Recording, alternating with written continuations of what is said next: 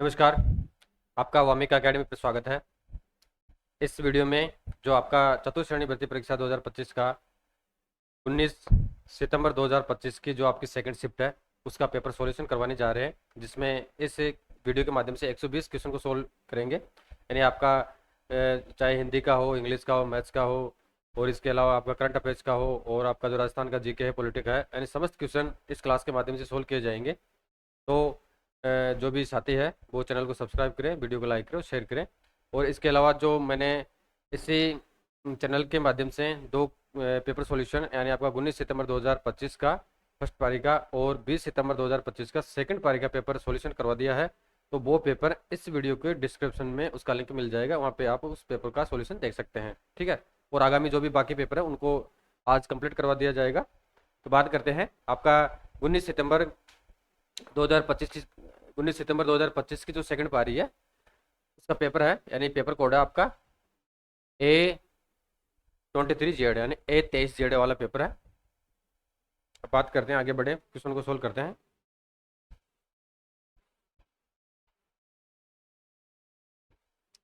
Question है friends इसमें आपका, यानी मानव शरीर में वसा यानी फैट्स के पाचन के दौरान वसा के विघटन में निम्नलिखित में से कौन सा एंजाइम सहायक होता है। ऑप्शन है आपका एमाइलेस, ट्रिप्सिन, पेप्सिन और लाइपेस। ठीक है, तो यहाँ पर राइट आंसर हो जाएगा आपका ऑप्शन डी। क्या हो जाएगा? ऑप्शन डी इसमें राइट आंसर हो जाएगा, यानी लाइपेस इसमें होता है। फिर बात करते हैं नेक्स्ट क्वेश्चन की। यदि किसी जीन विशेष के दो एलिन समान है तो उस जीन युग्म को क्या कहा जाता है। ऑप्शन है सम युग्म जी, विषम युग्म जी, अप्रभावी प्रभावी। राइट आंसर होगा इसमें सम युग्म जी। यानी यहाँ पे व्याख्या की बात नहीं करें, डायरेक्ट आंसर की बात करेंगे। निम्नलिखित में से कौन सा देश वर्ष 2026 में एशियाई खेलों की मेजबानी करेगा। ऑप्शन आप इसमें भारत है, चीन है, संयुक्त अरब अमीरात है और जापान है। तो जापान इसमें राइट आंसर हो जाएगा। नेक्स्ट बात करें तो देखिए, भारत के लोकपाल का पहला स्थापना दिवस नई दिल्ली के मानेकशॉ सेंटर में कब मनाया गया। ऑप्शन है इसमें 16 मार्च 2025, 16 जनवरी 2025, 16 जनवरी 2015 और फिर 16 मार्च 2025 को। तो फ्रेंड्स इसमें आपका राइट आंसर हो जाएगा 16 जनवरी 2025 को। क्या हो जाएगा? यानी 16 जनवरी 2025 को भारत के लोकपाल का पहला स्थापना दिवस नई दिल्ली के मानेकशॉ सेंटर में मनाया गया 16 जनवरी 2025 को। नेक्स्ट बात करें, भारत के वित्त मंत्री द्वारा प्रस्तुत भारतीय केंद्रीय बजट 2025-26 का मूल विषय या थीम क्या थी। ठीक है, यानी जो केंद्रीय बजट वित्त मंत्री है उनके माध्यम से पेश किया गया था निर्मला सीतारमण के द्वारा। केंद्रीय बजट 25-26 का मूल विषय या थीम या स्लोगन क्या था। तो ऑप्शन है इसमें डिजिटल सबका विकास, अगली पीढ़ी के सुधार, वसुधैव कुटुंबकम। पीस में राइट आंसर हो जाएगा आपका सबका विकास। क्या था? सबका विकास इसका थीम था। नेक्स्ट बात करें करंट अफेयर्स की। भारत के प्रधानमंत्री 3 मार्च 2025 को राष्ट्रीय वन्यजीव बोर्ड की सातवीं बैठक की अध्यक्षता करने के लिए किस राष्ट्रीय उद्यान में गए थे। ऑप्शन है इसमें गिर राष्ट्रीय उद्यान, रणथंभौर राष्ट्रीय उद्यान, काजीरंगा और जिम कॉर्बेट राष्ट्रीय उद्यान। तो राइट आंसर हो जाएगा इसमें गिर राष्ट्रीय उद्यान, यानी गुजरात में। कहाँ पे गए थे फ्रेंड्स? गुजरात में। 7वें नंबर को देखें,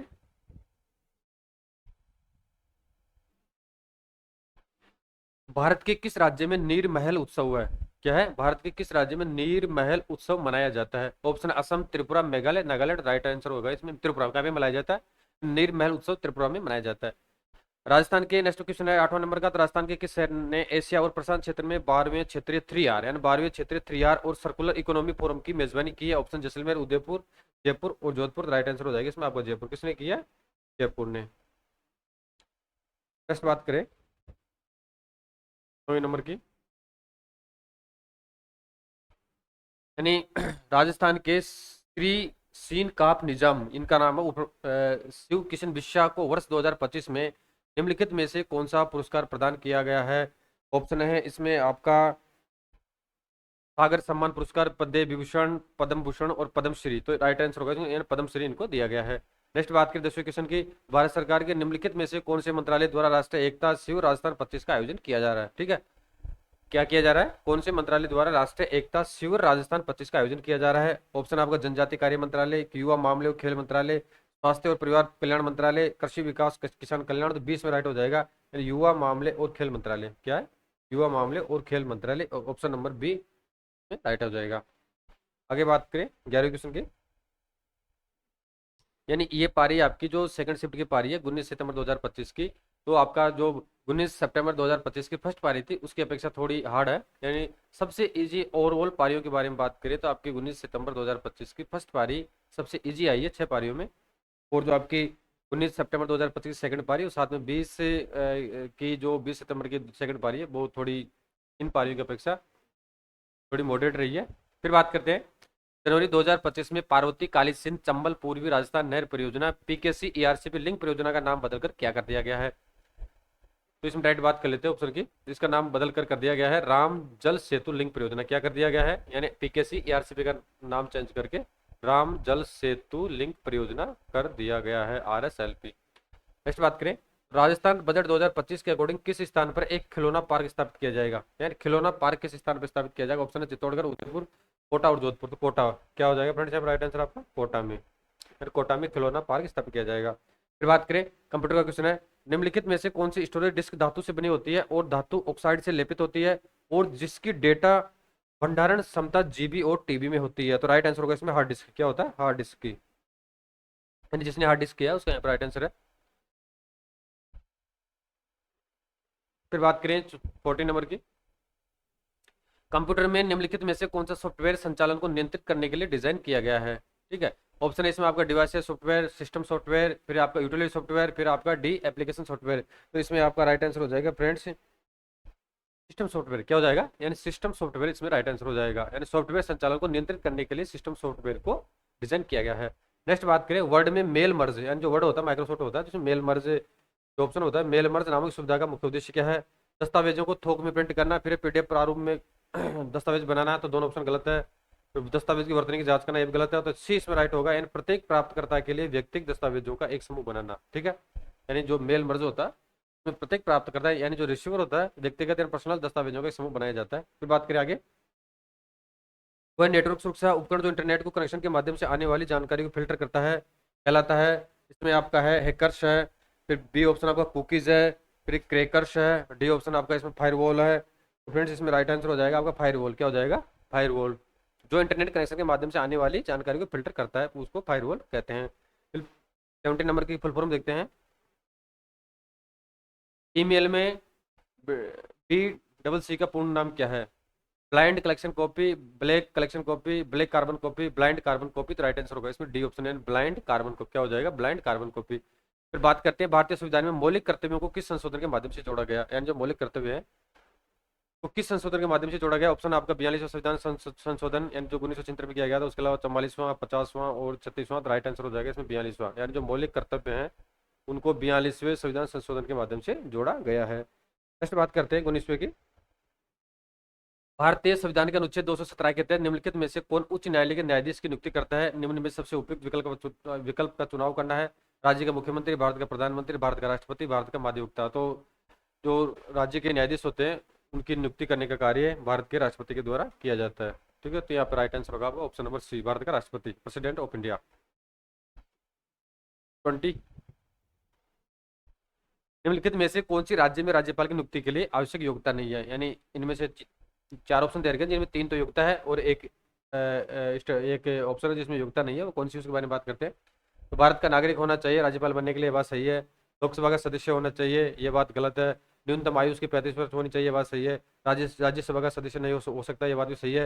यानी लोकसभा का सदस्य होना चाहिए, ये बात गलत है। यानी राज्यपाल बनने के लिए सिर्फ भारत का नागरिक होना चाहिए, न्यूनतम आयु 35 वर्ष होनी चाहिए और वो राज्यसभा का सदस्य भी नहीं हो सकता है और साथ में लोकसभा का सदस्य भी नहीं हो सकता है। यहाँ पे जो ऑप्शन दे रखा है लोकसभा का सदस्य होना चाहिए, तो ये गलत है। ठीक है, योग्यता नहीं है। फिर बात करें आगे राज्यपाल को केवल उन मामलों को छोड़कर जिनमें राज्यपाल अपने विवेक से कार्य करते हैं उनके कार्यों को निष्पादन में सहायता और सलाह देने वाली मंत्रिपरिषद का प्रमुख कौन होता है? ऑप्शन है इसमें जिला कलेक्टर, गृह मंत्री, राज्य मंत्री, मुख्यमंत्री। तो सी हो जाएगा सीएम चीफ मिनिस्टर होता है। कौन होता है? मुख्यमंत्री होता है।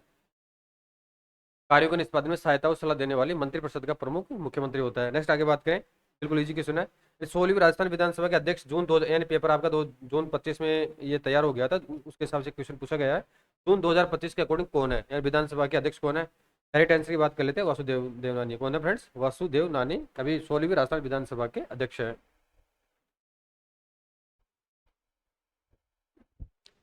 फिर बात करते हैं 23वें क्वेश्चन की। तो राजस्थान उच्च न्यायालय की मुख्य पीठ कहाँ है? बिल्कुल इजी क्वेश्चन है, डायरेक्ट बात करते हैं जोधपुर में और जो इसकी ब्रांच है वो जयपुर में। फिर बात करें 24वें क्वेश्चन की, तो राजस्थान में केंद्रीय शुष्क क्षेत्र अनुसंधान संस्थान काजरी का मुख्यालय कहाँ स्थित है? तो काजरी का मुख्यालय फ्रेंड्स जोधपुर में है। कहाँ पे? जोधपुर में। 25वें क्वेश्चन को देखें, तो सवाई जयसिंह ने वर्ष 1734 में मराठों का प्रभावी ढंग से सामना करने और राजस्थान में उनके प्रवेश को रोकने के लिए राजस्थान के सभी शासकों का एक सम्मेलन आयोजित किया था। इस सम्मेलन का क्या नाम दिया गया था? ठीक है, तो ये सम्मेलन हुडा सम्मेलन के नाम से भिलवाड़ा में आयोजित किया गया था। कहाँ पे आयोजित किया गया था? हुडा सम्मेलन। तो यहाँ पे राइट आंसर हो जाएगा फ्रेंड्स आपका हुडा सम्मेलन, और बाकी सम्मेलन नहीं है। फिर आगे बात करें, निम्नलिखित में से किसे ब्रिटिशों के खिलाफ विद्रोह संगठित करने के कारण टोटगढ़ किले में कैद किया गया था? ऑप्शन है प्रताप सिंह बारठ, दौलतमल भंडारी, सागरमल गोपाल, राव गोपाल सिंह खरवा। तो यहाँ पे आपका ऑप्शन नंबर डी है। 26 में ऑप्शन ऑप्शन नंबर डी आपका राइट आंसर हो जाएगा, यानी राव गोपाल सिंह खरवा को टोटगढ़ किले में कैद किया गया था। 27,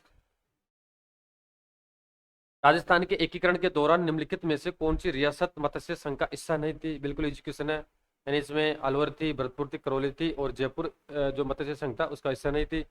नेक्स्ट बात करें, उस प्रसिद्ध संगीतकार का नाम बताइए जिन्हें प्रतिष्ठित ग्रैमी पुरस्कार से सम्मानित किया गया है और जिन्होंने मोहन वीणा का आविष्कार भी किया है। ऑप्शन है पंडित विश्व मोहन भट्ट, फिर जगजीत सिंह, अल्लाह जिलाई बाई, इला अरुण। तो राइट आंसर होगा इसमें फ्रेंड्स आपका पंडित विश्व मोहन भट्ट। क्या हो जाएगा? ऑप्शन नंबर 1, पंडित विश्व मोहन भट्ट ने को ग्रैमी अवार्ड भी मिला था और इसके साथ में उन्होंने मोहन वीणा का आविष्कार भी किया था। आगे बात करते हैं 29 की, उस पत्रकार का नाम बताइए जिसने 1956 में राजस्थान पत्रिका, यानी जो अखबार आता है राजस्थान पत्रिका की स्थापना 1956 में हुई थी। तो 1956 में राजस्थान पत्रिका समाचार पत्र शुरू किसने किया था, यानी इसके संस्थापक कौन थे? कोमल कोठारी है, कृपाल सिंह शेखावत है, बीरबल सिंह है, ये भी नहीं है, ये भी नहीं है, और इसमें राइट आंसर होगा आपका कपूर चंद पुलिस। क्या हो जाएगा? कपूर चंद पुलिस इसमें राइट आंसर आपका हो जाएगा। एंड 29 क्वेश्चन आपके कंप्लीट हो चुके हैं। अब आपका मैथ्स का क्वेश्चन आ चुका है। मैथ्स वाले क्वेश्चन को देखते हैं फ्रेंड्स। यहाँ पे 30वें नंबर को डायरेक्ट इसमें आंसर की बात करेंगे। एक पुरुष किसी काम को 72 दिन में कर सकता है। 4 पुरुषों और 5 महिलाओं ने मिलकर काम किया और 12 दिन में काम पूरा कर लिया। एक महिला उस काम को कितने दिन में पूरा कर लेगी? ऑप्शन है इसमें आपको 144, 90, 135 और 180, 180। तो राइट आंसर होगा इसमें 180। कितना? डी ऑप्शन, 180 दिन में ये कार्य पूरा कर लेंगे। नेक्स्ट बात करते हैं 31वें क्वेश्चन के, एक व्यक्ति ने 6 घंटे में, कौन सा है? एक व्यक्ति ने 6 घंटे में 325 किलोमीटर की यात्रा की है। आरंभ में उसने कुछ दूरी बस द्वारा 40 किलोमीटर प्रति घंटा की गति से तय की तथा शेष दूरी रेल द्वारा 65 किलोमीटर प्रति घंटा की गति से तय की है। तो उसने कुल कितनी दूरी रेल द्वारा तय की है? ऑप्शन है 221, 229, 211, 230। राइट होगा इसमें ऑप्शन नंबर 1, 231। क्या हो जाएगी फ्रेंड्स? 231 इसमें राइट आंसर हो जाएगा। बात करते हैं 32वें नंबर की मैथ्स का क्वेश्चन है। एक स्कूल में टोटल कितने छात्र हैं फ्रेंड्स? 1200 छात्र पढ़ते हैं। तो स्कूल आने जाने के लिए अलग अलग परिवहन साधनों का चयन करते हैं। छात्रों की संख्या और उनके परिवहन साधनों को एक साथ पाई आरेख में दर्शाया गया है, यानी पाई चार्ट है। जो 360 छात्र तो आपकी साइकिल से आते हैं, 180 छात्र पैदल आते हैं, 516 छात्र आपके स्कूल बस से आते हैं और 114 छात्र कार से आते हैं। इसमें क्या बता रखा है? प्रतिशत छात्र पैदल स्कूल जाते हैं और खाली स्थान दे रखा है प्रतिशत छात्र साइकिल से जाते हैं। ठीक है, तो प्रतिशत, तो इसमें राइट आंसर आपका सी हो जाएगा। अभी बात करते हैं 15% और 30%। तो 15% के बारे में देखें तो पैदल के बारे में बात करें 180, यानी पैदल 180 जा रहे हैं, तो 180 इंटू 100 अपॉन आपके टोटल छात्र कितने हैं, इनको डिवाइडेड कर देंगे तो 15% आ जाएगा।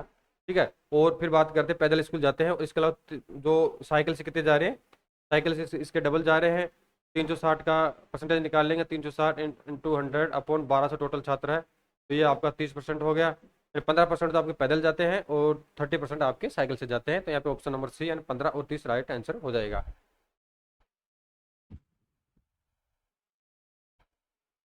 33 देखें, निम्नलिखित शब्दों में से भाववाचक संख्या कौन सी है? यानी आप भाववाचक संख्या बता रखी है।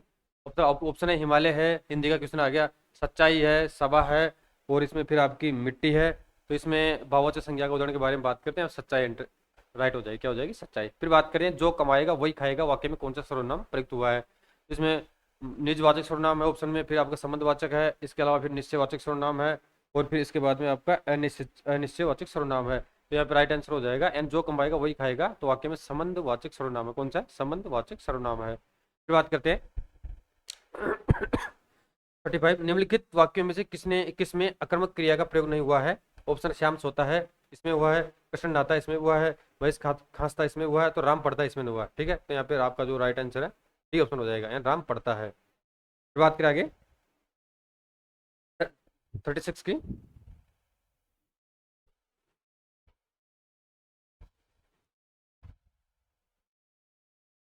इस सरकार ने स्थानीय कलाकारों को बुलाया है, इस वाक्य में किस विशेषण का प्रयोग हुआ है? ऑप्शन है आपका संख्यावाचक विशेषण, सार्वनामिक विशेषण, गुणवाचक विशेषण और परिणाम बोधक विशेषण। राइट आंसर हो जाएगा इसमें सार्वनामिक विशेषण। क्या हो जाएगा फ्रेंड?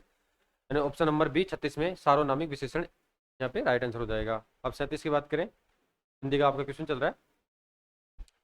फूल का तत्सम क्या है? यानी तत्सम शब्द की यहाँ पे बात कर रहे हैं, तो फूल का तत्सम शब्द क्या है? यानी सेम शब्द होना चाहिए।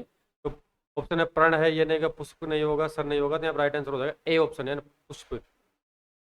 ए ऑप्शन इसमें राइट आंसर हो जाएगा।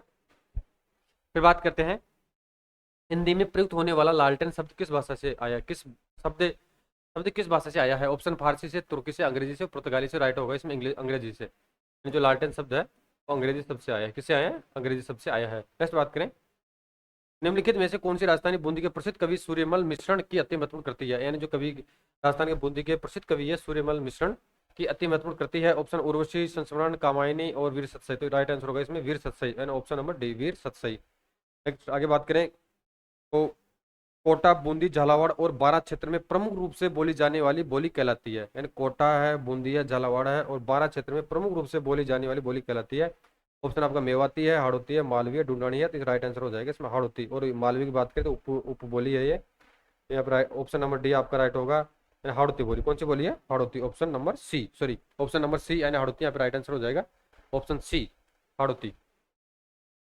41, कोटा डोरिया साड़ी का एक अन्य नाम क्या है? निम्न में से सबसे उपयुक्त विकल्प का आपको चुनाव करना है। कोटा गोटा पट्टी साड़ी, या कोटा बनारस, फिर कोटा कॉटन साड़ी, या कोटा मसूरिया साड़ी। तो राइट होगा इसमें डी, यानी कोटा मसूरिया साड़ी। क्या होगा?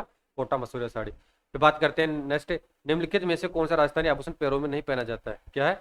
निम्न में से कौन सा आभूषण है जो पैरों में नहीं पहना जाता है? ऑप्शन इसमें आपका नुपुर है, झांझर है, दामड़ा है, फिर इसके अलावा आपका लंगर है। राइट आंसर हो जाएगा फ्रेंड्स यहाँ पे दामड़ा। क्या हो जाएगा? दामड़ा आभूषण पैरों में नहीं पहना जाता है। इसके अलावा झांझर, लंगर और नुपुर पैरों में पहना जाता है। 43 को देखें, निम्नलिखित में से कौन सा वाद्य यंत्र सुशिर वाद्य यंत्र के वर्गीकरण के अंतर्गत आता है? ऑप्शन इसमें अलगोजा है, यानी जिसको फूंक देके बजाया जाता है, अलगोजा है, ताशा है, एक तारा है, अरावड़ है। तो राइट होगा इसमें अलगोजा। क्या हो जाएगा? अलगोजा। नेक्स्ट बात करें, विश्नोई संप्रदाय के संस्थापक कौन थे? यानी 20+9 जो नियमों का पालन करते हैं वो विश्नोई कहलाते हैं। तो विष्णु बिल्कुल एजुकेशन है। तो विश्नोई संप्रदाय के संस्थापक कौन थे? ऑप्शन पीपा है, दन्ना, जाम्बोजी, अरबूजी। तो राइट आंसर होगा आपका जम्बोजी। कौन हो जाएगा फ्रेंड्स? जम्बोजी यहाँ पे राइट आंसर हो जाएगा। नेक्स्ट बात करें 45 नंबर की, लोक संस्कृति के प्रचार प्रसार के लिए जोधपुर जिले के बोरंदा में, यानी जोधपुर जिले का जो बोरंदा स्थान है, तो बोरंदा में रूपायन संस्थान की स्थापना किसने की थी? ऑप्शन है कृपाल सिंह शेखावत ने, तो इसने नहीं की है, आचार्य तुलसी ने नहीं की है, कपूरचंद कुलसी ने नहीं की क्योंकि राजस्थान पत्रिका संस्थापक थे। तो इसमें राइट आंसर होगा आपका कोमल कोठारी ने। ऑप्शन नंबर डी राइट, कोमल कोठारी ने जोधपुर जिले के बोरंदा में रूपायन संस्थान की स्थापना की है। 40, निम्नलिखित में से कौन सा राजस्थान राज्य में सर्वोच्च श्रेणी वाला पुलिस अधिकारी पद होता है? बिल्कुल इजी क्वेश्चन है, इसके बारे में सभी जानते हो, तैयारी करता जो। यानी पुलिस विभाग की बात करें, सर्वोच्च अधिकारी होता है वो डीजीपी होता है। क्या होता है? डीजीपी, पुलिस महानिदेशक। 20 में राइट आंसर हो जाएगा। अब बात करें नेक्स्ट आगे 47 नंबर की, ये भी एजुकेशन आया हुआ है। राजस्थान सूचना आयोग RIC, राजस्थान सूचना आयोग का गठन कब किया गया था? और अगर केंद्र सरकार के बारे में बात करें तो वहाँ पे अक्टूबर 2005 में गठन किया गया था। और राजस्थान सरकार में राजस्थान सूचना आयोग का गठन 18 अप्रैल 2006 को किया गया था। कब किया गया था फ्रेंड्स? 18 अप्रैल 2006 को किया गया था। यहाँ पर ऑप्शन नंबर आपका बी है 2006, यहाँ पे राइट हो जाएगा। फिर नेक्स्ट बात करते हैं आगे। ये महत्वपूर्ण क्वेश्चन है, RTI से रिगार्डिंग क्वेश्चन है। यानी RTI से पहले ये एक्ट चलता था, तो जैसे ही RTI लागू हुआ तो इस एक्ट को स्वतः ही हटा दिया गया। जब सूचना का अधिकार अधिनियम 2005 पारित हुआ और लागू हुआ, तब निम्नलिखित में से कौन सा अधिनियम निरस्त कर दिया गया था? ऑप्शन है सूचना की स्वतंत्रता अधिनियम 2002, फिर है सूचना की स्वतंत्रता अधिनियम 1990 1990, फिर बात करें सूचना तक पहुंच अधिनियम 2001, व्यक्तिगत सूचना अधिनियम 2002। ये भी इसमें नहीं होगा, ये भी नहीं होगा, ये भी नहीं होगा। वो जो आपका ए ऑप्शन है सूचना की स्वतंत्रता अधिनियम 2002, ए ऑप्शन है सूचना की स्वतंत्रता अधिनियम 2002 RTI से पहले संचालित था। ठीक है, नेक्स्ट बात करते हैं साइंस वाला क्वेश्चन है। तो निम्नलिखित में से कौन सी धातु कॉपर सल्फेट के घोल से कॉपर को विस्थापित नहीं कर सकती है? ऑप्शन है इसमें जस्ता है, लोहा है, एल्यूमिनियम है, चांदी है, तो सिल्वर इसमें राइट हो जाएगा एंड चांदी। सी ऑप्शन इसमें राइट हो जाएगा, चांदी धातु कॉपर सल्फेट के घोल से कॉपर को विस्थापित नहीं कर सकती है। आगे बात करते हैं फ्रेंड्स सब। 50 नंबर को देखते हैं। साइंस का क्वेश्चन है आपका। एक अवतल दर्पण से वास्तविक उल्टा और समान आकार का प्रतिबिंब तब प्राप्त होता है यदि वस्तु स्थित होती है। ऑप्शन ए फोकस बिंदु पर, अनंत पर, वक्रता केंद्र पर, वक्रता केंद्र से परे। सी इसमें राइट हो जाएगा, यानी वक्रता केंद्र पर अगर कोई वस्तु होती है तो उसका जो अवतल दर्पण से वास्तविक उल्टा और समान आकार का प्रतिबिंब प्राप्त होता है। नेक्स्ट बात करते हैं इसमें। ये 51 क्वेश्चन है, यानी आपको जो युग्म दे रखे हैं सूची फर्स्ट यानी और सूची सेकंड से मेल करना है, ठीक है। तो इसमें अब बात करते हैं 51वें नंबर में। एंड टाइफाइड के बारे में बात करें तो फ्रेंड्स सूची फर्स्ट का रोग है और कारण है, तो टाइफाइड आपका जीवाणु से होता है। किससे होता है? जीवाणु से होता है। फिर बात करते हैं जो मलेरिया है, तो मलेरिया आपका प्लाज्मोडियम प्रोटोजोआ से होता है, ठीक है।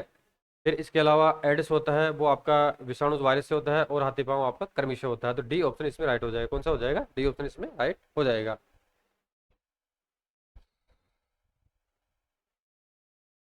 नेक्स्ट बात करें 52 नंबर। निम्नलिखित में से कौन सा समुदाय पारंपरिक रूप से फड़ चित्रों यानी जो फड़ चित्र होते हैं फड़ चित्रों से कथाएं सुनाने से जुड़ा हुआ है? फड़ चित्रों से कथाएं सुनाने से जुड़ा हुआ है। ऑप्शन है भोपा है, बंजारा है, कालबेलिया है, सर गोडास है। तो इसमें सही उत्तर होगा आपका ए, ऑप्शन ए यानी भोपा। जो भोपा जाति है उनके द्वारा पारंपरिक रूप से फड़ चित्रों से कथाएं सुनाई जाती है। 53। आमेर शैली, जयपुर शैली और शेखावटी शैली की चित्रकला राजस्थान के निम्नलिखित में से किस चित्रकला शैली से संबंधित है? ऑप्शन है ढूंढान शैली, मेवाड़ शैली, हाड़ौती शैली, मारवाड़ शैली। बिल्कुल इजी क्वेश्चन है, तो यहाँ पे आंसर होगा आपका ढूंढान शैली, क्योंकि जयपुर के आसपास क्षेत्र से संबंधित है। आमेर, जयपुर, शेखावटी ढूंढान शैली से ये संबंधित है। नेक्स्ट बात करते हैं। निम्नलिखित में से राजस्थान में परंपरागत रूप से जल संरक्षण के लिए निर्मित संरचना नहीं है, यानी जल संरक्षण के लिए जो पद्धतियां या विधि अपनाई जाती है उनमें से इनमें से कौन सी शामिल नहीं है? ऑप्शन दे रखा फर्स्ट आपका जोड़ है, जोड़ होता है, टाँका भी होता है एंड टाँका में पानी संरक्षित किया जाता है। इसके अलावा बावड़ी होता है, बावड़ी में संरक्षित किया जाता है। छतरी यानी बी ऑप्शन इसमें गलत है। यहाँ पे जो अ, जल संरक्षण के लिए निर्मित संरचना नहीं है, वहाँ पे छतरी है। बी ऑप्शन इसमें राइट हो जाएगा। 55 की तरफ बात करें।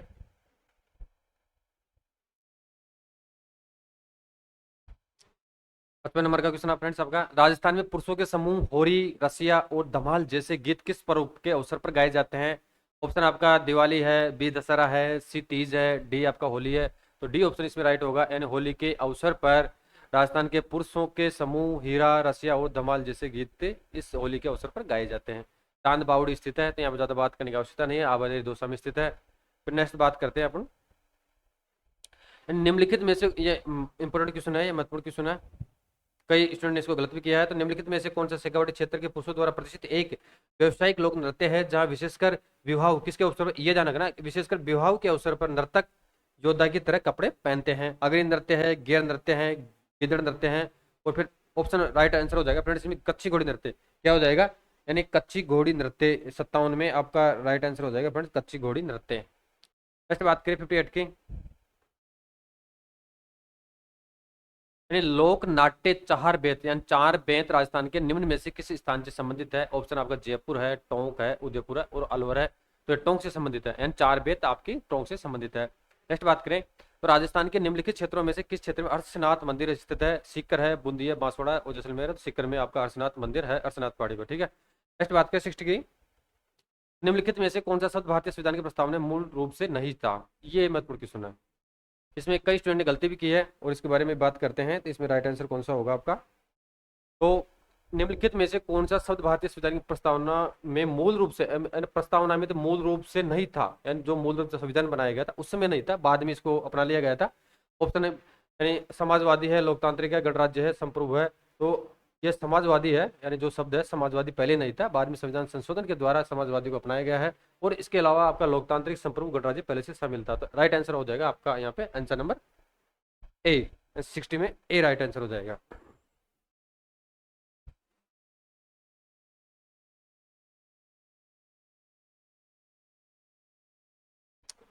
अब इंग्लिश का क्वेश्चन आ चुका है आपका, बीच बीच में इंग्लिश भी आएगी, मैथ्स भी आएगी और आपका जीके भी चलता रहेगा। 61 क्वेश्चन की बात करते हैं फ्रेंड्स यहाँ पे। यानी choose the most suitable word to fill in the blank in the following sentence, यानी सेंटेंस दे रखा है जिसमें सुटेबल वर्ड बनना है। The auditorium has a seating for 700 student. Option है कैपेबिलिटी, कैपिलरी, कैपेसिटी, फिर है कैपिचुलेशन। तो इसमें राइट आंसर होगा कैपेसिटी, यानी सीटिंग कैपेसिटी, नाम से प्रतीत होता है सीटिंग कैपेसिटी, राइट आंसर हो जाएगा। फिर आगे बात करते हैं यहाँ पे, fill in the blanks in the following sentence with the most suitable pair articles. Article लगाना है। तो पोज इसमें बता रहेगा being M A only he could not be appointed to the post of assistant professor. Friends इसमें आपका answer होगा डी हो जाएगा। Being an M A only he could not be appointed to the post of an assistant professor, यानी sure है N assistant professor आ जाएगा। Next बात करते हैं 63 की।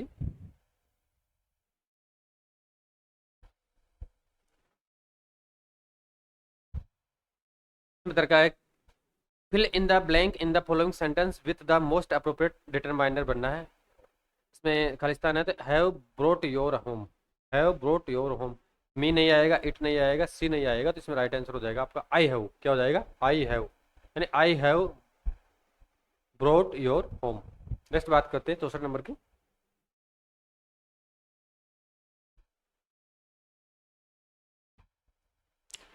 मैचिंग करना है, यानी आपका लिस्ट फर्स्ट दे रखी जिसमें सेंटेंस है और लिस्ट सेकंड में आपके प्रीपोजिशंस है, तो उनको मैच करना है। ठीक है, तो इसको मैच करते हैं तो इसमें जो आंसर होगा फ्रेंड्स आपका बी हो जाएगा। एन ए में बात करें तो ए ऑप्शन आपका इसमें राइट आंसर आ जाएगा। Do not rob me of my dignity by asking such a questions. ठीक है, फिर बात करते हैं बी की, तो ही थ्रू द बुक क्या जाएगी अपॉन, अपॉन द टेबल है, टेबल के ऊपर। फिर बात करें सी की, सी में आपका फर्स्ट आ जाएगा above the flags waved above heads, our heads.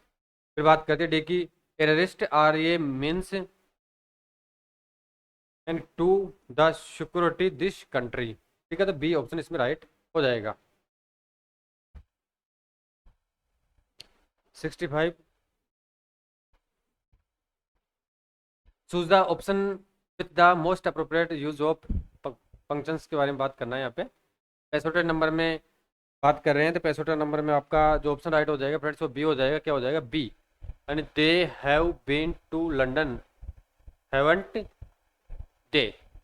66 को देखें, यानी हिंदी से इंग्लिश में ट्रांसफर करना है। Convert the following sentence from Hindi to English. इससे गैर जिम्मेदारी की जवाबदेही किसकी है, यानी इस गैर जिम्मेदारी की जवाबदेही किसकी है। तो ऑप्शन के डायरेक्ट आंसर की बात कर लेते हैं, तो गैर जिम्मेदारी का हिंदी में आंसर होता है आंसरेबल। क्या क्या होता है? आंसरेबल। तो who is answerable for this irresponsibility. ठीक है, जवाबदेही की जिम्मेदारी किसकी है, तो इसमें डी ऑप्शन आपका राइट आंसर हो जाएगा। Who is answerable for this irresponsibility. Next आगे बात करें 67 की।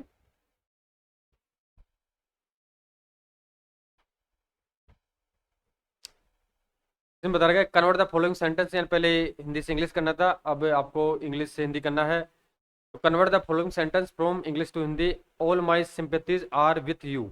ठीक है, तो all my sympathies are with you इसमें बता रखा है, तो इसमें आपका राइट आंसर हो जाएगा। यानी इसके बाद में देखें, मैं आपकी सारी सहानुभूति देता हूँ, ये बात गलत है। आपके साथ हमेशा मेरी सहानुभूति रहेगी, ये भी सेंटेंस नहीं बैठ रहा है। मेरी पूरी सहानुभूति आपके साथ है, तो सी इसमें राइट आंसर हो जाएगा। क्या हो जाएगा? मेरी पूरी सहानुभूति आपके साथ है। All my sympathies are with you. ठीक है, अब 68 मैथ का क्वेश्चन आपका पुनः आ चुका है। तो दो संख्याओं का एचसीएफ यानी महत्तम समाप्त वर्धित तथा लघुत्तम समाप्त वर्धित, एचसीएफ तथा एलसीएम का अनुपात 1:6। यदि दोनों संख्याओं का गुणन की बात करें, गुणनफल की बात करें 96 है, तो उनका एलसीएम याद करना है। क्या करना है फ्रेंड्स? उनका एलसीएम यहाँ पे 68 में याद करना है, तो क्या राइट आंसर होगा? तो एलसीएम की बात करें तो यहाँ पे एलसीएम हो जाएगा 24। क्या हो जाएगा? 24। तो 69 को देखते हैं। 69 में बता रखा है कि 35 बच्चे, 28 महिलाएं, 32 पुरुष एक भोजनालय में गए। प्रत्येक बच्चे महिला तथा पुरुष पर क्रमशः 138, 205 और 225 का औसत व्यय हुआ। प्रति व्यक्ति औसत व्यय निकटतम तक सही है, यानी निकटतम दशमलव तक सही करना है। ऑप्शन है इसमें आपका 185, 187, 189 और 190, तो 187 पॉइंट कुछ है। बी ऑप्शन इसमें आपका राइट हो जाएगा, यानी 69 में आपका बी राइट आंसर हो जाएगा। अब बात करते हैं नेक्स्ट 70 की। 70 में है आपका रेलगाड़ी वाला क्वेश्चन है। 200 मीटर लंबी एक रेलगाड़ी, 200 मीटर लंबी है एक रेलगाड़ी 160 मीटर लंबी एक सुरंग को 24 सेकंड में पार करती है, तो रेलगाड़ी की गति क्या है? ऑप्शन 15 किलोमीटर, 18 किलोमीटर, 72 और 54 किलोमीटर प्रति घंटा हो जाएगी। क्या हो जाएगी? 54 किलोमीटर प्रति घंटा इसमें हो जाएगा। फिर बात करते हैं नेक्स्ट। यदि रेनू को एक प्रेस 7500 रुपये में बेचने पर 20% का लाभ होता है और दूसरे प्रेस को 8550 में बेचने पर 5% की हानि होती है, तो उसे लाभ होगा या हानि होगी और कितना प्रतिशत होगा? ऑप्शन डायरेक्ट बात करें यहाँ पे, तो लाभ होगा इसमें 5.24%। कितना होगा? यानी 5.24% इसको लाभ हो जाएगा। फिर 72 है आपका, नहीं, अमित अपने वेतन का, कौन है? अमित अपने वेतन का 35% भाग भोजन पर तथा 25% भाग बच्चों की शिक्षा पर व्यय करता है। वह शेष धन का 80% भाग घर के किराए पर व्यय करता है। इसके बाद वेतन का कितना प्रतिशत उसके पास शेष बचता है? ठीक है, तो इसमें ऑप्शन है आपका 10%, 8%, 6% और 4%, तो राइट हो जाएगा। यानी 8% उसके पास इतना खर्च करने के पश्चात में तो अमित है उसके पास इतना पैसा बच जाएगा। 73, हरीश ने कुल 27,000 रुपये की राशि, यानी उसके पास 27,000 रुपये राशि है, का कुछ भाग तो 13% पर और शेष भाग 5% की वार्षिक दर से साधारण ब्याज पर उसने इन्वेस्टमेंट किया है, निवेश किया है।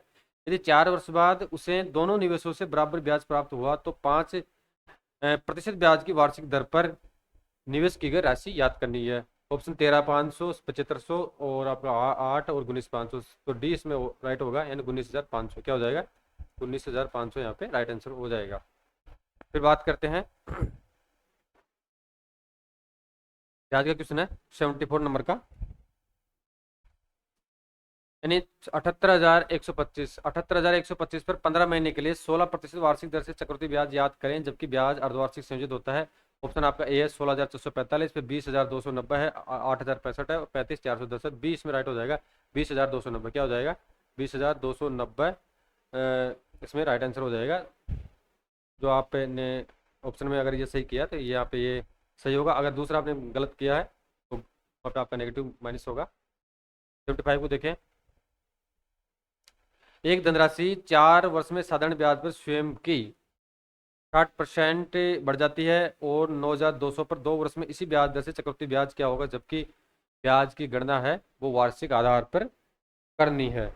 ऑप्शन इसमें आपका 2,967 है, फिर 2,497 है, फिर 2,679 है, 2,376 है, तो राइट आंसर हो जाएगा फ्रेंड्स इसमें ए ऑप्शन। क्या हो जाएगा? ए ऑप्शन, यानी 2,967 यानी 2,367 चक्रवृद्धि ब्याज होगा, ब्याज की गणना अगर वार्षिक की जाती है तो। फिर बात करते हैं नेक्स्ट 76 नंबर का आपका क्वेश्चन है, यानी ये पेपर फर्स्ट बार की अपेक्षा थोड़ा हार्ड है।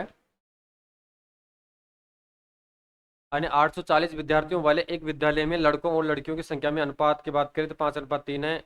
कितने लड़कियों को और प्रवेश दिया जाना चाहिए कि यह अनुपात 5:4 हो जाए? ऑप्शन आपका 100 है, 105 है, 125 है, 175 है, तो डाइट हो जाएगा इसमें। डाइट आपका 105 है। 105 लड़कियों को और प्रवेश दिया जाना चाहिए ताकि यह अनुपात 5:4 हो जाए। फिर नेक्स्ट बात करते हैं 77 नंबर का आपका क्वेश्चन है,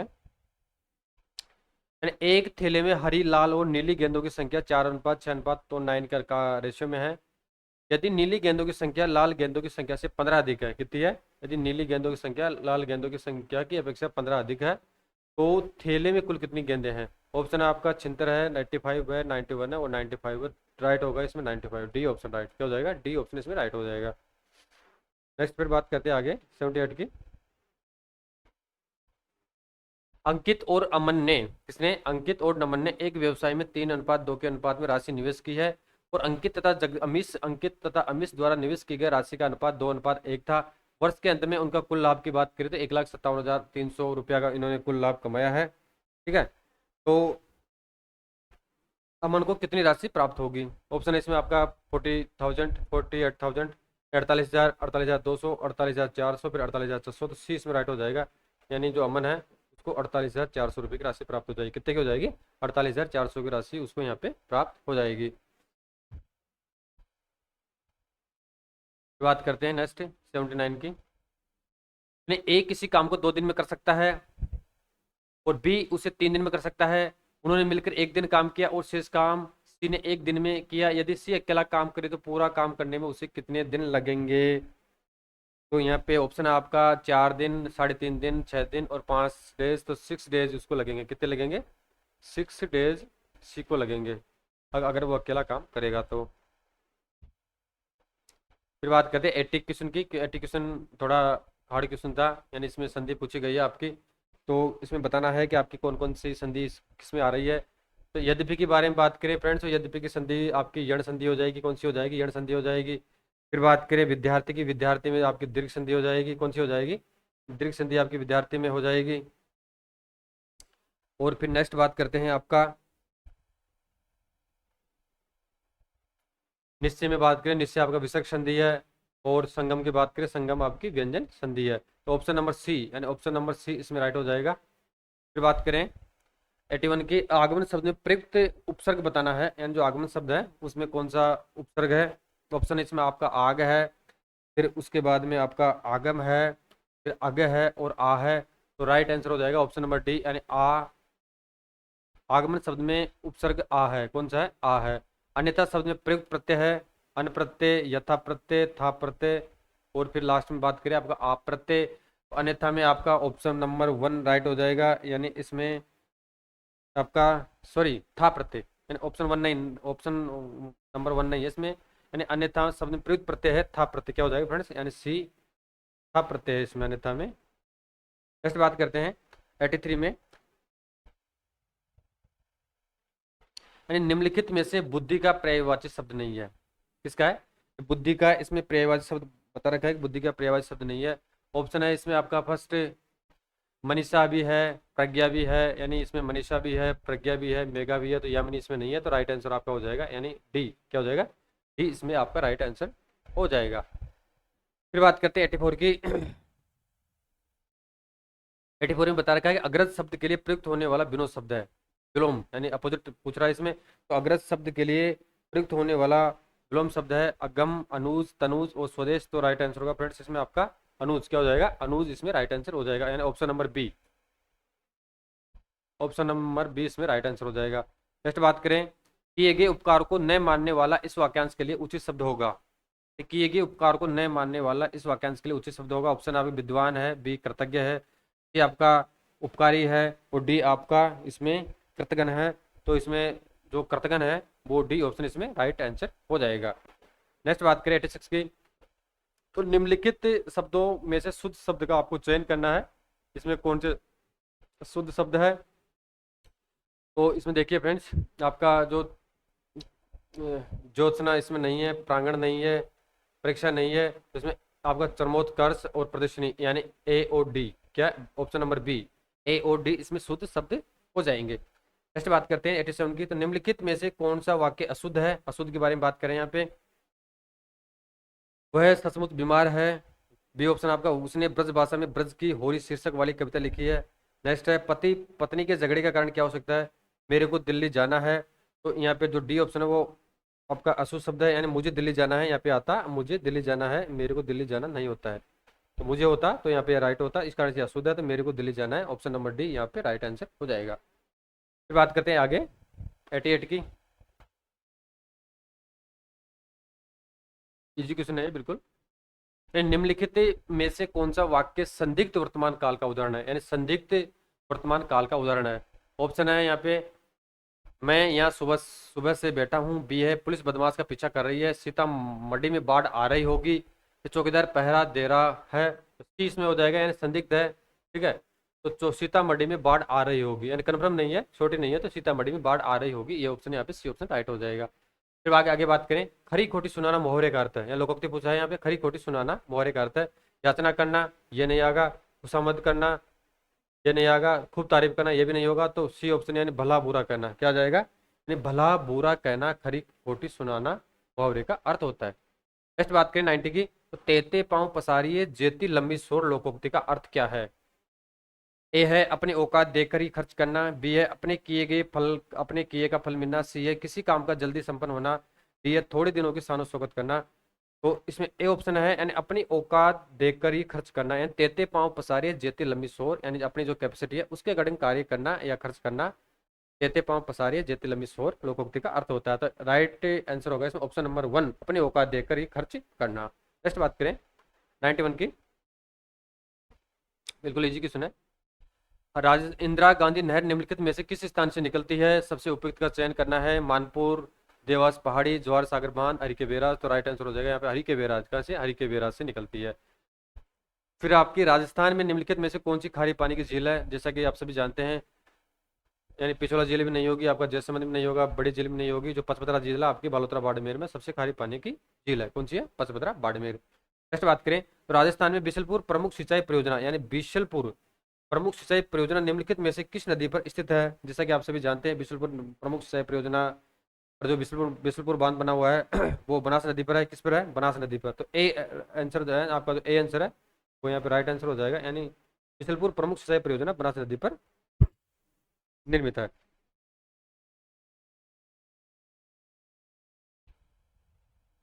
नाइन्टी फोर को देखें तो भारत की जनगणना 2011 के अनुसार राजस्थान की कुल जनसंख्या का लगभग कितना प्रतिशत जनसंख्या ग्रामीण जनसंख्या है? ठीक है, बिल्कुल इजी क्वेश्चन है। And भारत की जो 2011 की जनगणना के अकॉर्डिंग बात करें तो राजस्थान की कुल जनसंख्या है 75.1, तो ग्रामीण है, उसके अलावा 24.9 आपकी शहरी है। तो इसमें ग्रामीण क्षेत्रों में रहती है तो 75% के आसपास, यानी इसमें पूरा नहीं देर का दशमलव में नहीं है।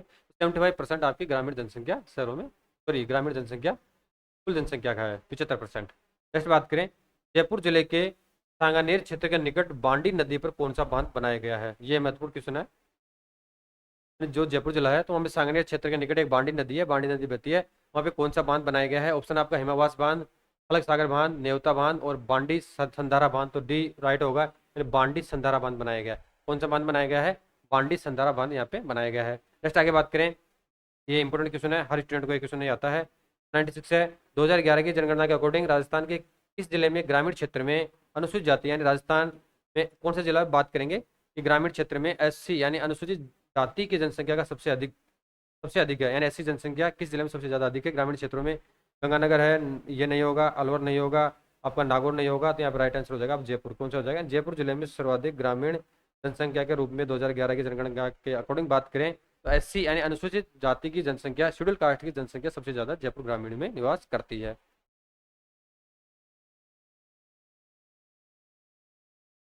फिर आपका 97 नंबर का क्वेश्चन है, यानी दक्षिणी पूर्वी राजस्थान की काली उपजाऊ मृदा वाली रेती और चूना पत्थर सेल रचित रोकी फिशर कहलाती है। रोकी फिशर कहलाती है। ऑप्शन है मध्यमाई छप्पन बेसिन है, फिर आपका पूर्वी समतल क्षेत्र है, लूणी बेसिन है, डेक्कन लावा पठार है। तो यहाँ पर राइट आंसर होगा आपका डेक्कन लावा पठार। क्या हो जाएगा? डेक्कन लावा पठार। नेक्स्ट बात करें 98 की, ये बिल्कुल इजी क्वेश्चन है। इसमें राजस्थान का हर बच्चा जानता है कि मेट्रो का संचालन राजस्थान में कहाँ पे किया जा रहा है।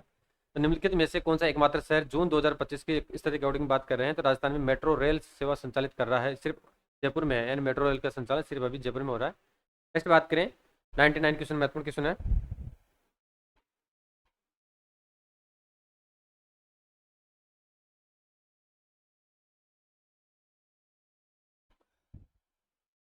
निम्नलिखित में से कौन सा राजस्थान राज्य में सबसे बड़ी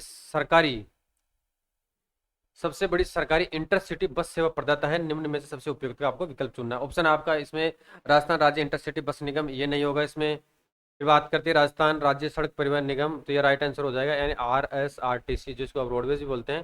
तो RSRTC राजस्थान राज्य की सबसे बड़ी सरकारी इंटरसिटी सेवा प्रदाता है। और जो बाकी के ये इसमें नहीं होगा। नेक्स्ट बात करते हैं आगे, तो राजस्थान में चामुंडा देवी मंदिर कहाँ स्थित है जहाँ 2008 में भगदड़ की घटना हुई थी? यानी ये चामुंडा देवी की भगदड़ की घटना अक्टूबर 2008 में जो नवरात्रि का पर्व था उस समय भगदड़ मच गई थी, तो वो कहाँ पे स्थित है? आमेर किला, जूनागढ़ किला, नाहरगढ़ किला, मेहरानगढ़ किला। तो मेहरानगढ़ किला जोधपुर में कहाँ पे स्थित है ये चामुंडा माता का मंदिर? मेहरानगढ़ जोधपुर में।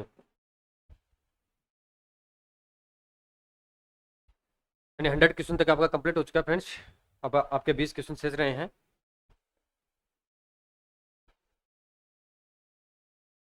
यानी 101 नंबर का क्वेश्चन है, टेक्निकल वर्ड है।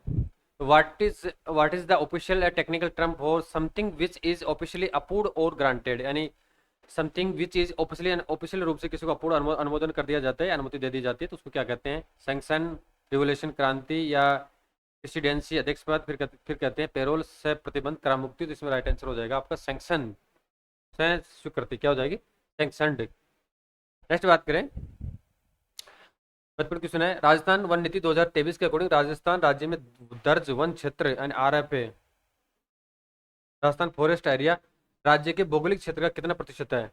2023 में जब सर्वे हुआ था तो उसके अकॉर्डिंग RFA राज्य के भौगोलिक क्षेत्र का कितना प्रतिशत है? ऑप्शन 1 है 8.6%, 7.6%, फिर है 12.6%, लास्ट ऑप्शन आपका डी 9.6%। तो 9.60% या 6%। यानी राजस्थान राज्य में दर्ज वन क्षेत्र राज्य के कुल भौगोलिक क्षेत्रफल का लगभग 9.6% या 9.60% है। कितना है? 9.60%। नेक्स्ट बात करते हैं आगे, बिल्कुल इजी क्वेश्चन है, 103 नंबर का। तो राजस्थान और पाकिस्तान को विभाजित करने वाली सीमा का नाम क्या है? इसमें डुरोंड रेखा के बारे में बात करें तो भारत और अफगानिस्तान को डिवाइडेड करती है। मैकमोहन रेखा आपकी भारत और चाइना को डिवाइडेड करती है। पाक जल मुद्दे इसमें इंक्लूड नहीं होगा। तो इसमें जो आपकी रेड क्लिप रेखा है, यानी डी ऑप्शन, रेड क्लिप रेखा भारत और पाकिस्तान की सीमा को विभाजित करने का कार्य करती है। नेक्स्ट बात करें 104 नंबर की, भारत का कौन सा निम्नलिखित राज्य राजस्थान के साथ अपनी सीमा साझा नहीं करता है? बिल्कुल इजी क्वेश्चन है। यानी भारत का कौन सा राज्य है जो राजस्थान के साथ अपनी सीमा साझा नहीं करता है? जैसे पंजाब की बात करें, पंजाब राजस्थान से टच है, उत्तर प्रदेश राजस्थान से टच है, हरियाणा भी टच है, तो महाराष्ट्र इसमें टच नहीं है। तो राइट आंसर हो जाएगा आपका महाराष्ट्र, यानी जो महाराष्ट्र है वो राजस्थान से टच नहीं है। नेक्स्ट आगे बात करें, राजस्थान की निम्नलिखित पहाड़ियों में से कौन सी सबसे ऊंची चोटी है? ये महत्वपूर्ण है। ऑप्शन आपका तारागढ़ है, खो है, रघुनाथगढ़ है और जरगा है। तो यहाँ पे जो जरगा उदयपुर में है वो सबसे ऊंची चोटी हो जाएगी, जो ऑप्शन दे रखा है उसके अकॉर्डिंग। 105 में आपका फ्रेंड्स ऑप्शन हो जाएगा डी ऑप्शन। क्या हो जाएगा? 105 में आपका डी ऑप्शन हो जाएगा। फिर बात करते हैं 106 नंबर की, रेगिस्तानी मिट्टी के बारे में निम्नलिखित में से कौन सा कथन गलत है? इसमें कथन स्टेटमेंट गलत दे रखा है, आपको बताना है कि उर्वरता कम होती है, तो ये बात तो सत्य है। राजस्थान के पश्चिमी भागों में इस प्रकार की मिट्टी का प्रतिशत अधिक पाया जाता है, यह बात भी सही है। फिर रेत कणों के बीच बड़े छिद्रों के कारण इसमें जल निकासी अच्छी होती है, यह बात भी सही है। फिर इस प्रकार की मिट्टी की जल धारण क्षमता अधिक होती है, यानी इस प्रकार की मिट्टी की जल धारण क्षमता अधिक ना होकर कम होती है, यानी बिल्कुल कम होती है। ठीक है, अगर कम होता तो यहाँ पे गलत नहीं होता, तो यहाँ पे ऑप्शन नंबर सी राइट हो जाएगा, यानी ऑप्शन नंबर सी यहाँ पे जो स्टेटमेंट है या कथन है वो गलत है। 107 107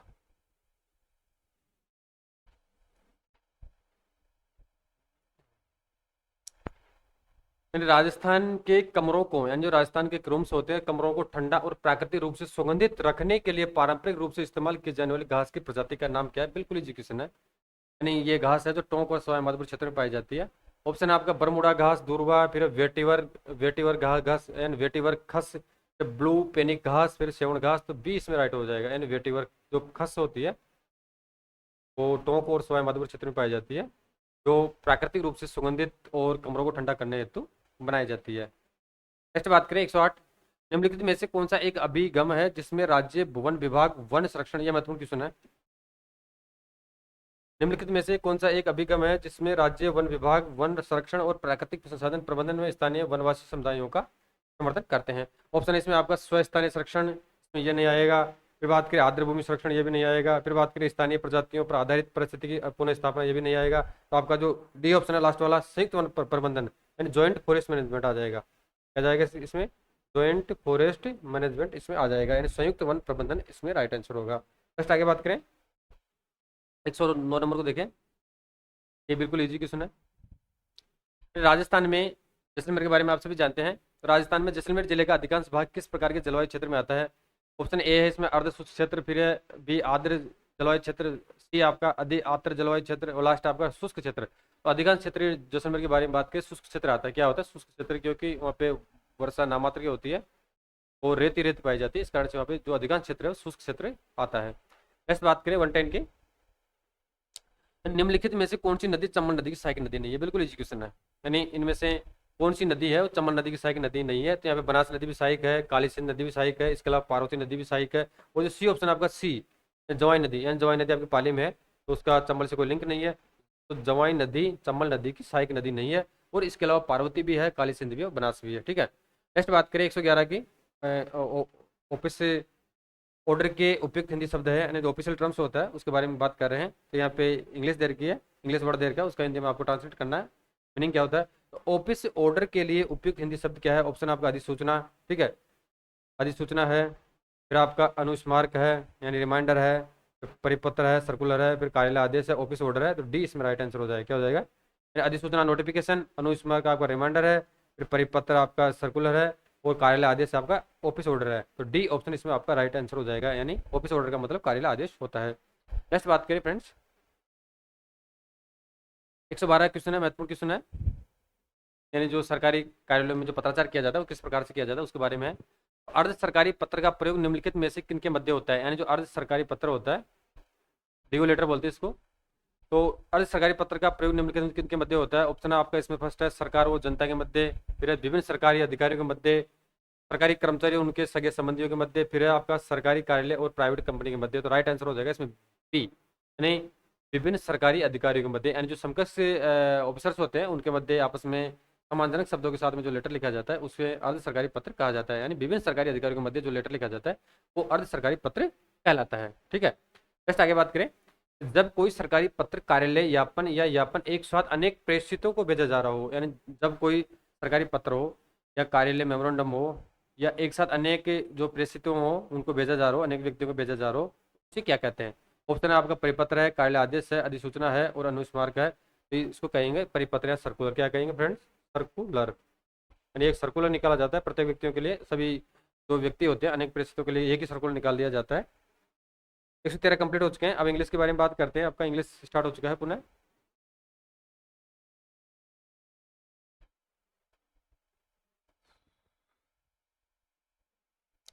फ्रेंड्स इसमें बता रखा है 114 में, fill in the blank in the following sentence with the correct tense. ठीक है, यानी करेक्ट टेंस के बारे में से बता रखा है, आपको करेक्ट टेंस बताना है।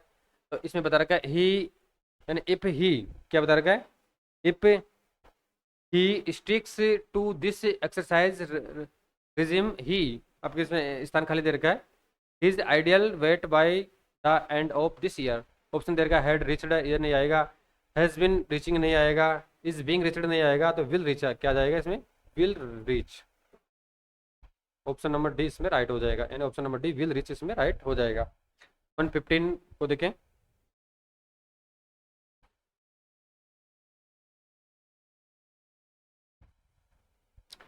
115 आपका क्या कह रहा है? Choose the most appropriate option the convert the given sentence from active to passive voice, यानी एक्टिव टू पैसिव वॉइस आपको बनाना है। इसमें दे रखा his employees were mocking him. क्या है? His employees were mocking him. तो इसको डायरेक्ट इसका एक्टिव से पैसिव बनाएंगे तो इसमें आंसर होगा ही वाज बिंग मोक्ड। क्या हो जाएगा? He was being mocked by his employees. क्या हो जाएगा? He was being mocked by his employees, यहाँ पे राइट आंसर हो जाएगा। अब एक 116 को देखें। एक्टिव से पैसिव बन चुका है। तो 116 की बात करें फ्रेंड्स, यहाँ पे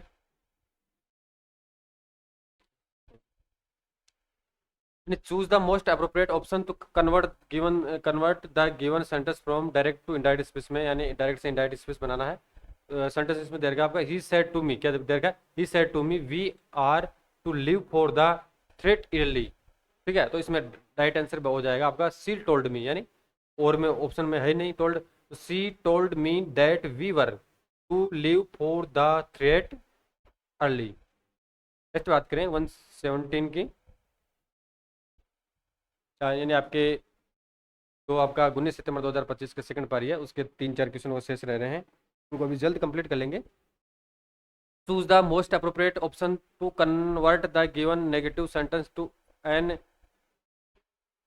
अफर्मेटिव सेंटेंस, यानी नेगेटिव सेंटेंस से अफर्मेटिव सेंटेंस में चेंज करना है। तो इसमें वाक्य दे रखा है there is no rose without a thorn, यानी there is a no rose without a thorn. तो राइट आंसर होगा फ्रेंड इसमें सी, यानी every rose has a thorn. क्या आ जाएगा?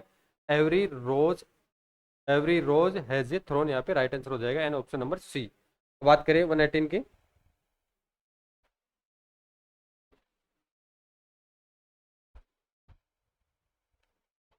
Choose the most appropriate option to convert the given interrogative sentence. Interrogative sentence से आपको असर्टिव सेंटेंस में चेंज करना है और इसमें वाक्य दे रखा फ्रेंड्स आपका, why waste money on designer bags. क्या है? Why waste money on designer bags है। तो इसमें जो आपका राइट आंसर होगा फ्रेंड्स वो option number B, and option number B आपका है इट इज पुलिस। क्या है? यानी आपको इंट्रोगेटिव सेंटेंस से असर्टिव सेंटेंस में चेंज करना है। वाक्य आपका why waste money on designer bags है, बी इसमें राइट हो जाएगा, यानी B option it is police. क्या हो जाएगा? It is police to wards money on designer bags. ठीक है, अब 119 को देखें, दो क्वेश्चन और शेष रहे हैं अब आपके।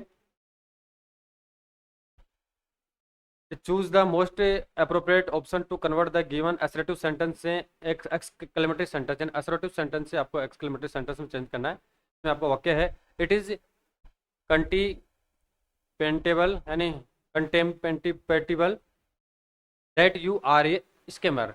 ऑप्शन है इसमें आपका डी ऑप्शन इसमें राइट होगा, यानी जो आपका डी ऑप्शन है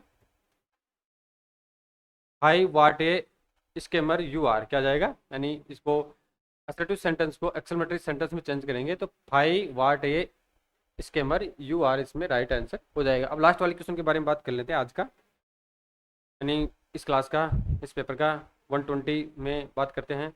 choose the most appropriate option in order to make the following sentence grammatically correct बताना है। ग्रामेटिकली जो एरर है उसको दूर करना है।